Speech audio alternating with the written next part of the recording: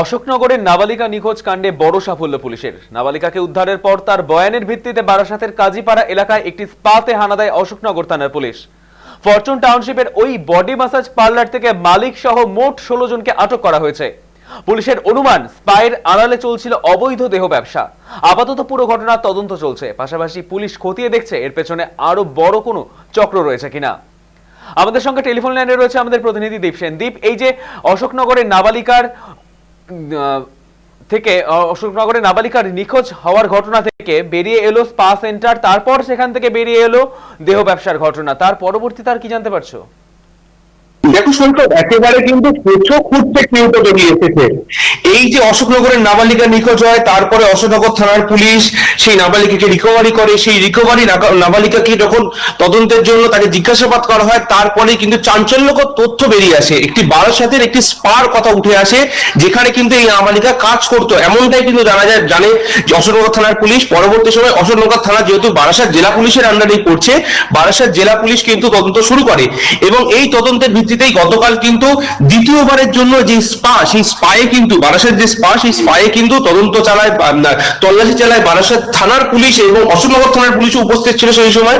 এবং যখন আমরা সেই ঘটনাস্থলে একটি তল্লাশি চলছিল, তখন আমরা যখন সেই ঘটনাস্থলে পৌঁছাই, সেখান থেকে কিন্তু আমরা দেখতে পারি কাতারে কাতারে মেয়ে সেই স্পা থেকে বেরিয়ে আসছে।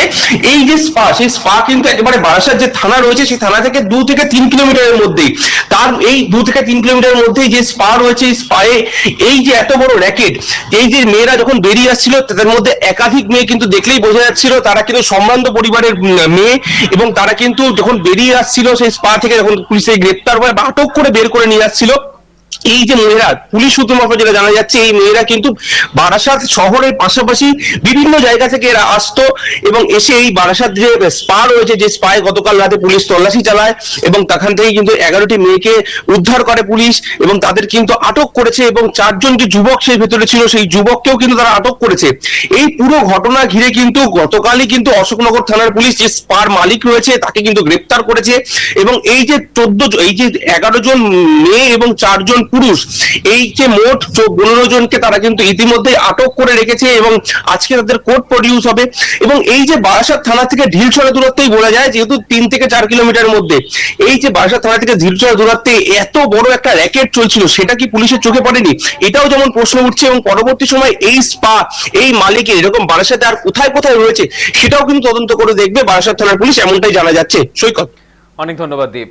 অশোকনগর থানার পুলিশের বড় সাফল্য, নিখোঁজ নাবালিকাকে উদ্ধারের পর তার বয়ানের ভিত্তিতে বারাসাতের কাজীপাড়া এলাকা থেকে একটি স্পা সেন্টারে হানা দেয় অশোকনগর থানার পুলিশ। সেখান থেকেই বডি ম্যাসাজের আড়ালে অবৈধ দেহ ব্যবসা চলার অভিযোগ। আপাতত 16 জনকে আটক করেছে পুলিশ।